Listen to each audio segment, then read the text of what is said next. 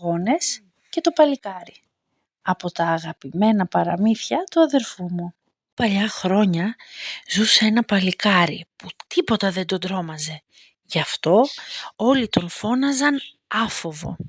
Μια μέρα στο λιμάνι της πόλης του ήρθε και άραξε ένα μεγάλο καΐκι. Βγήκαν στη στεριά ναύτες και καπετάνιος και πήγαν όλοι να βρουν τον Άφοβο.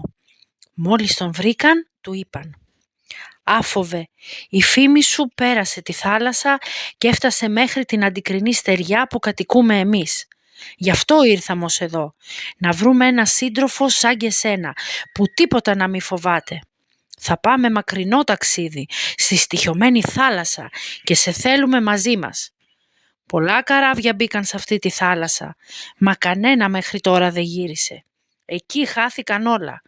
Αν μας κάνεις όμως να διαβούμε τη θάλασσα τούτη, θα βρούμε πολλά άγνωστα λιμάνια με αναρρύθμιτα πλούτη και θησαυρούς. Γι' αυτό και εμείς κινήσαμε για εκεί, αλλά δεν πάμε πουθενά χωρίς εσένα. Όλοι όσοι χάθηκαν σε αυτή τη στοιχειωμένη θάλασσα, χάθηκαν τις αφέγγαρες βραδιές.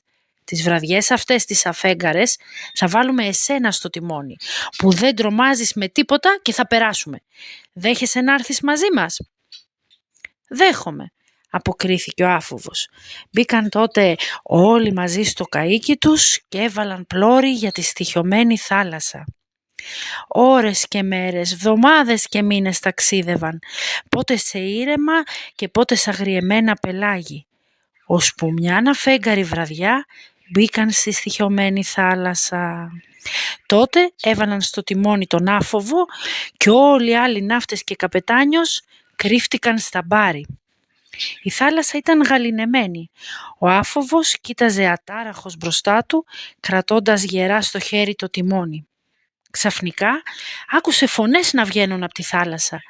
Κοίταξε καλύτερα μέσα στο σκοτάδι και ξεδιάκρινε κατά μεσής της θάλασσας μια γυναίκα που ήταν μισή άνθρωπος και μισή ψάρι, με ένα μωρό στην αγκαλιά της να φωνάζει: «Παλικάρι μου, σώσε μας! Εμένα και το παιδί μου πνιγόμαστε, σώσε μας!» Ο Άφοβος στη στιγμή οδήγησε το καΐκι δίπλα στη γυναίκα με το μωρό. Σαν την έφτασε, έδεσε το τιμόνι του με 2 σκοινιά να το στερεώσει και έπειτα ρίχτηκε στη θάλασσα να σώσει τη γυναίκα με το μωρό. Μόλις την άγγιξε όμως, η γυναίκα με το μωρό που ήταν γοργόνα τον άρπαξε από τα μαλλιά και θέλησε να πνίξει πρώτα αυτόν και ύστερα το καΐκι του. Ωστόσο, δίχως να τα χάσει, άρχισε να παλεύει μαζί της. Στο τέλος την νίκησε και εκείνη ντροπιασμένη βούτυξε και χάθηκε στα βάθη της θάλασσας. Όπως πάλευε όμως μαζί της, το παλικάρι του έμεινε στο χέρι το βραχιόλι της. Ένα ωραιότατο βραχιόλι που όμοιό του δεν έβρισκες πάνω στη γη. Τη δεύτερη μέρα, σαν βράδιασε, βάλανε πάλι στο τιμόνι τον Άφοβο. Τούτη τη φορά η θάλασσα ήταν άγρια και φοβερή, μα ο Άφοβος ήξερε πια τι τον περίμενε. Οδηγούσε το καΐκι οριόπλορα πάνω στα κύματα, έτσι που κανένα κύμα δεν έσπαζε στα πλευρά του καΐκιου για να ανέβει απάνω στο κατάστρωμα και να το γεμίσει η θάλασσα. Με αυτόν τον τρόπο ταξίδεψε ασφαλισμένα μέσα στο πηχτό σκοτάδι της αφέγγαρης νύχτας. Ξαφνικά, στη μέση ακριβώς της θάλασσας εμφανίστηκε μια φωτιά που έλαμψε ο τόπος. Κοίταξε το παλικάρι και τι να δει. Ξανά μια γυναίκα που ήταν μισή άνθρωπος και μισή ψάρι. Είχε γύρω της 40 αναμένα κεριά που δεν τα έσβηναν ούτε τα κύματα ούτε ο άνεμος. Τότε ακριβώς εκείνη η γυναίκα άρχισε να φωνάζει κετευτικά: «Παλικάρι μου, σώσε με, πνίγομαι, σε παρακαλώ, τρέξε!» Με μιας ο Άφοβος βούτυξε στην παγωμένη θάλασσα κοντά στα κεριά για να σώσει τη γυναίκα. Μα κι αυτή δεν ήταν παρά μια γοργόνα που θέλησε να τον πνίξει. Πάλεψαν ώρα πολύ μέσα στη θάλασσα και στο τέλος νίκησε ξανά ο Άφοβος και η γοργόνα βούτυξε και έφυγε μαζί με τα κεριά της. Στα χέρια του Άφοβου όμως έμεινε και το δαχτυλίδι τούτης της γοργόνας με 7 διαμάντια. Το τρίτο βράδυ η θάλασσα ήταν και πάλι γαληνεμένη και ο Άφοβος οδηγούσε με χέρι σταθερό το καράβι. Ξαφνικά το καράβι σταμάτησε και δεν πήγαινε μήτε μπρος μήτε πίσω, μήτε δεξιά μήτε ζερβά, σαν να είχε πέσει πάνω σε ξέρα. Κοίταξε καλύτερα ο άφοβος και είδε μια τρίτη αντριωμένη γοργόνα που είχε αγκαλιάσει το καράβι με τα δύο πελώρια χέρια της και δεν τα άφηνε να κουνηθεί. Σαν κατάλαβε η γοργόνα πως την είχε δει ο άφοβος, του φώναξε «Καπετάνιο μου, τι περιμένεις? Ρίξε μου ένα σύντροφό σου να φάω για να αφήσω το καΐκι και σένα να πάτε όπου θέλετε». «Δεν σου ρίχνω κανένα σύντροφό μου να φας», αποκρίθηκε το παλικάρι. «Τότε καπετάνιο», είπε η γοργόνα, «πες εσύ στη θάλασσα να σε φάω». «Αν θες να με φας, κύρα γοργόνα, έλα πάνω στο καΐκι», φώναξε ο άφοβος. Αμέσως τότε η γοργόνα έδωσε μια με την ουρά της και βρέθηκε πάνω στο καΐκι. Ώρες πάλευαν το παλικάρι και η γοργόνα πάνω στο κατάστρωμα του καΐκιου. Οι άλλοι ναύτες, κρυμμένοι στα μπάρι, έτρεμαν σαν καλαμιές σε κάθε κίνηση της γοργόνας και του άφοβου. Τελικά, μόλις άρχισε να ξημερώνει, την άρπαξε ο άφοβος και την πέταξε στα βάθη της θάλασσας.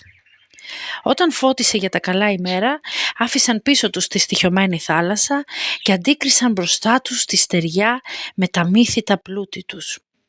Ξαφνικά τότε ξέσπασε άγριο σύμφωνα στη θάλασσα, άρπαξε το καΐκι, το σμπρώξε πίσω προς τη στοιχειωμένη θάλασσα και εκεί πια το βούλιαξε με όλους τους άντρες του. Όλοι χάθηκαν σε αυτό το χαλασμό εκτός από τον άφοβο που αρπάχτηκε από ένα σανίδι και σώθηκε κολυμπώντας προς τη στεριά. Ώρες και ώρες κολυμπούσε στη στοιχειωμένη θάλασσα. Στο τέλος όμως κατάφερε και βγήκε σε ένα ξερονήσι. Κοίταξε δεξιά και αριστερά, δεν έβλεπε τίποτα. Σε λίγο όμως ανακάλυψε ένα πηγάδι με μια μεγάλη σκάλα που κατέβαινε στο βάθος του.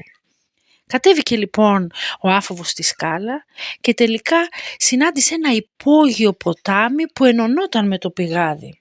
Ακόμα είδε ένα επιπλέον πάνω στο νερό 3 καθίσματα και ένα τραπέζι. Τότε ο άφοβος κρύφτηκε κάτω από τη σκάλα για να δει ποιος θα ερχόταν εκεί. Σε λίγο είδε να έρχονται από το υπόγειο ποτάμι που συγκοινωνούσε με τη θάλασσα οι 3 γοργόνες. Κάθισαν στα καθίσματα γύρω από το τραπέζι και άρχισαν να κουβεντιάζουν μεταξύ τους. «Πώς θα περάσετε, αδερφές μου?» ρώτησε η πρώτη. «Εγώ τι να σας πω, τόσα χρόνια που τριγυρνώ μες στις θάλασσες τέτοιο πράγμα δεν το ξανάδα. Εκεί που φώναζα «σώσε με» και είχα μια κούκλα για μωρό στην αγκαλιά, παρουσιάστηκε ένα παλικάρι. Πάλεψε μαζί μου και όχι μόνο με νίκησε, μα πάνω στην πάλη μας έμεινε και το βραχιόλι μου στο χέρι του». «Α, με μένα τι μου τύχε?» έκανε η δεύτερη γοργόνα. «Πάλεψα με ένα νέο και ήταν η πρώτη φορά που νικήθηκα. Μάλιστα πάνω στην πάλη του έμεινε μέσα στα χέρια και το δαχτυλίδι μου με τα 7 διαμάντια». «Καλά εσείς», είπε η τρίτη, «εγώ να δείτε τι έπαθα.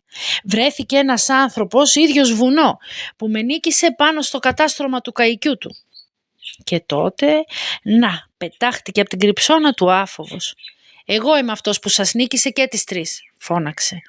«Και θα σας δώσω πίσω το βραχιόλι και το δαχτυλίδι αν με πάρετε στην πλάτη σας και με περάσετε στην απέναντι στεριά με τους θησαυρούς. Εκεί θα σας φορτώσω πλούτη και ύστερα θα με πάτε στην πατρίδα μου». Τα έχασαν οι 3 γοργόνες που τον είδαν μπροστά τους ξαφνικά, μα τι να κάνουν. Για να πάρουν πίσω το βραχιόλι και το δαχτυλίδι με τα 7 διαμάντια, φορτώθηκε η πρώτη γοργόνα στην πλάτη της το παλικάρι για να το βγάλει από το υπόγειο ποτάμι στη θάλασσα και από εκεί στην απέναντι στεριά με τα πολλά τα πλούτη. Σαν έφτασαν στο τέρμα της διαδρομής, ο άφοβος που ήταν πάνω στην πλάτη της πρώτης γοργόνας είδε να κρέμεται από πάνω του ένα σπαθί. Δίχως να διστάσει τάρπαξε και το πήρε μαζί του. Σαν έφτασαν βαθιά μέσα στη θάλασσα, γύρισε η γοργόνα και είπε του παλικαριού: «Θυμάσαι τότε που με νίκησες και μου πήρες και το βραχιόλι? Τώρα ήρθε η σειρά μου να σε εκδικηθώ. Θα βουτήξω μέσα στα βάθη της θάλασσας και θα σε πνίξω». Αμέσως τότε ο άφοβος σήκωσε το κοφτερό σπαθί και είπε της γοργόνας: «Γύρισε το κεφάλι σου και κοίταξε προς τα πάνω». Γύρισε πίσω η γοργόνα και μόλις είδε το σπαθί, κατάλαβε πως αν έκανε αυτό που είπε, το τρομερό παλικάρι θα της έκοβε το κεφάλι. Τι να κάνει λοιπόν, φώναξε και τις άλλες 2 αδερφές της τις γοργόνες και πέρασαν το παιδί στην απέναντι στεριά. Εκεί ο άφοβος φόρτωσε τις άλλες 2 γοργόνες σε ντούκια ολόκληρα με θησαυρούς. Μετά τις έβαλε μπροστά και πίσω αυτός πάνω στους ώμους της τρίτης γοργόνας. Έφτασε στην πατρίδα του Αφού ξεφόρτωσε τους θησαυρούς, έδωσε πίσω στις γοργόνες το βραχιόλι και το δαχτυλίδι τους και αυτός με όλα τα πλούτη έμεινε εκεί, όπου έζησε ευτυχισμένος.